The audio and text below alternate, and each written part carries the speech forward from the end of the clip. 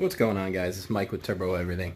So I'm back out here working, about to do a little bit of work on the Saturn, and I got pretty much the only thing outside of this. Obviously, I still have to fix that. That'll get fixed when it gets fixed. I just need to go pick up one of these bolts. I gotta find one. Maybe I'll run to Lowe's or something tomorrow. But outside of that, I got my new sensor in. So this is the barometric pressure sensor, which I think is bad. I mean, either that or something else is wrong with the car. But this was coming up as bad in it. So I don't know if this is considered a map sensor, like most cars. Like it might be considered a map sensor, or just, you know, that could also be why the car feels really sluggish. So I'm hopeful that this is gonna fix my issues. If it doesn't, it doesn't. But yeah. So we're going to do that, and I'm going to try to also get the boost gauge in and done. So that would be really cool. If you watched the last video, you would have saw that there was just no line hooked up to the boost gauge at all. So I'm going to see if I can just get that done today too. Car's in the street, so I'll be working in the street, but it is what it is. I'll set up the tripod out there.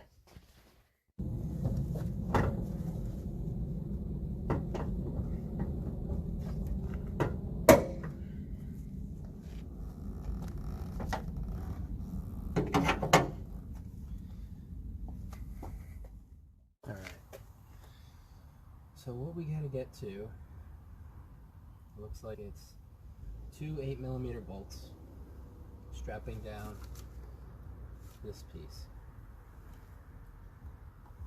And it doesn't do anything but just read barometric pressure. So I really don't know if this is gonna help anything at all, or if it matters. I know that this is the map sensor, and it looks like the exact same thing as the barometric pressure sensor. So I'm not entirely sure, but looks like it's on some 8mm. We'll get the 8mm and we'll take it out. Alright, so let's see. I'm going to plug in my scanner really quickly, and I'm going to see if I can start. Looks like it still has a check engine light.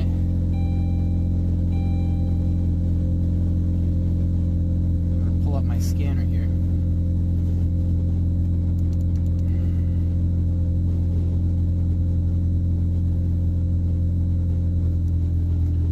Let's see what we got on the scanner.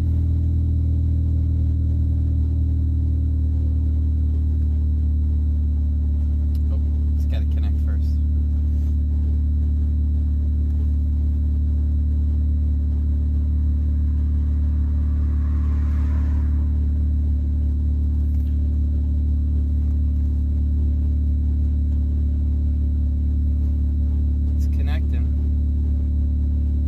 Taking a while, but it's connecting.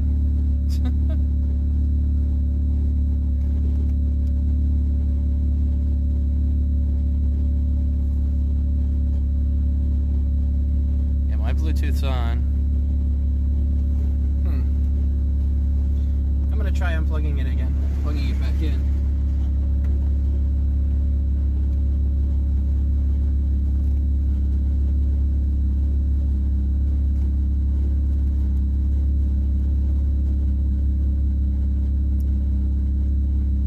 Try this one more time.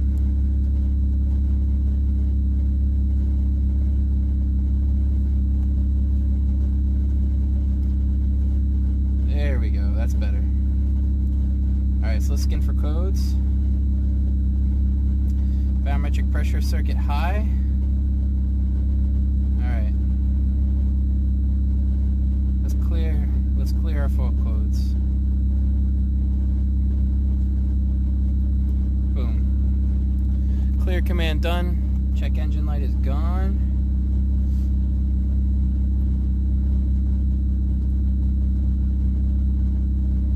Boom. And let's see. Let's turn the car off. Let's do this one more time, start it back up. Go gonna give us the check engine light. It should give it to us pretty much right away. There we go.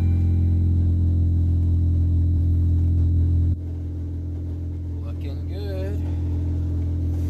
We should be able to look at our real-time information. There we go. Vacuum. That's exactly what I want to see. Right there.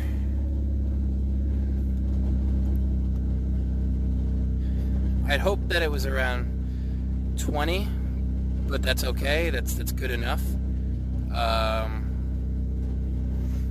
think we should take it for a ride and see how it fares. Alright, so let's start this up.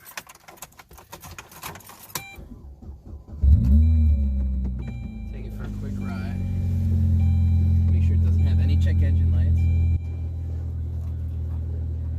But I'm hopeful that it doesn't. I'm gonna try reconnecting my phone also so we can see the vacuum and boost. Let's go real-time information. Alright. Looks pretty good. I don't know a good place to put this because it's just gonna kind of fall, but maybe I can. I don't know. I need to get a phone mount and put it in here. I have one. I could just put it in, but fuck it. Let's just take a quick ride and YOLO it.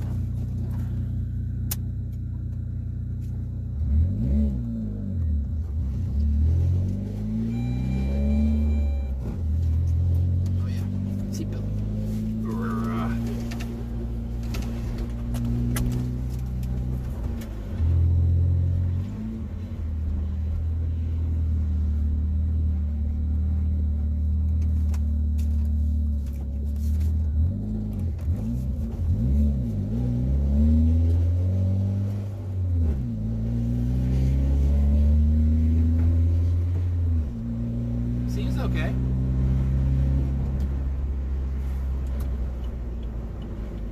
Doesn't seem like it's doing anything crazy or abnormal, which is nice.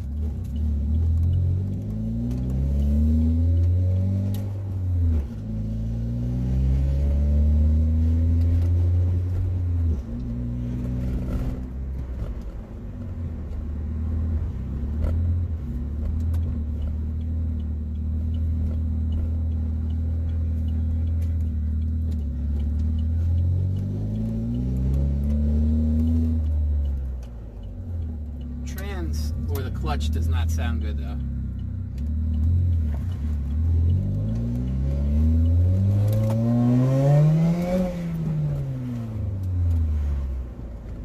Feels slow, but that's, you know, normal for these.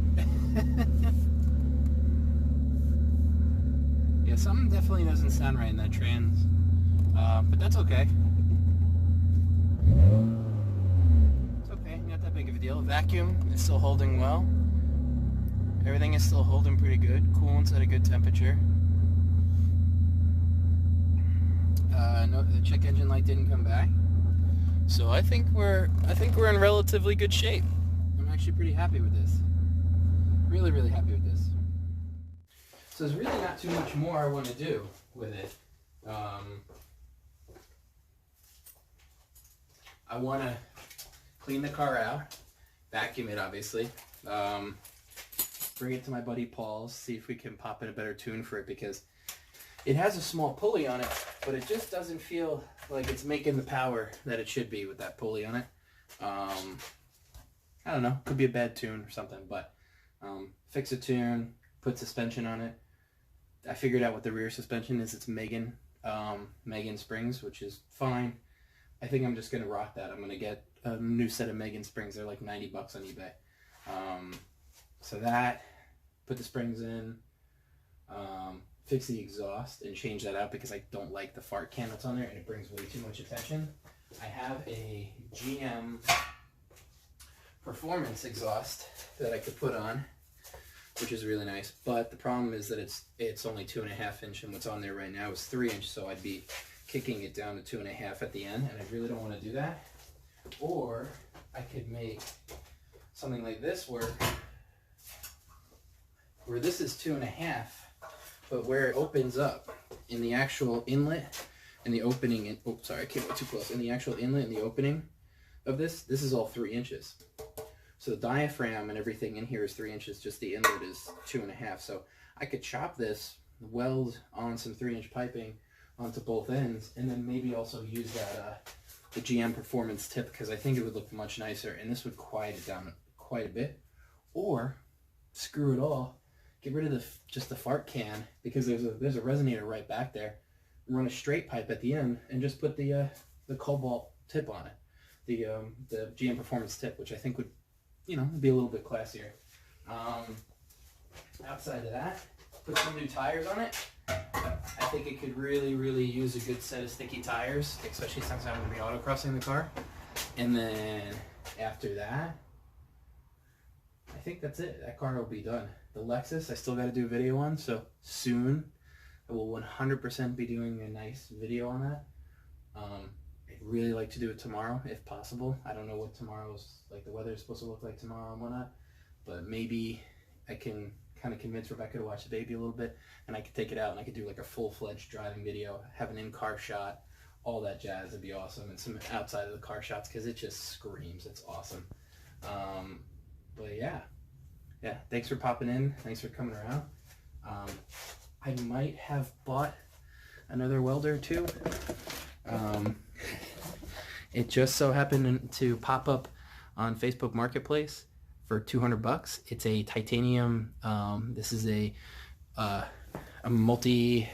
I just forgot what the hell it's called, but essentially it's a multi-purpose welder, and it has many different functions in it. So it has TIG, MIG, and stick. Problem, and I'm a dummy. I mean, it was $200, so it's regularly a $600-700 welder. Problem is that you really should be. I don't want to TIG weld aluminum. You should be TIG welding aluminum with an AC/DC machine, so you could use AC. AC allows for you to use specific wavelengths and allow it to use the currents to make a nice clean weld. I can do aluminum with this, although it's not recommended, but I think I have to do it on either DC positive or DC negative, and it's much more difficult to do, but I don't care. I want to learn it. I'm going to figure it out. I want to make some cool intercooler piping. I have 2 jobs that are coming up that I need to make things for, so I say fuck it, why not? And then I want to, actually that's the other thing too, I want to make a nice, really, really nice intake for the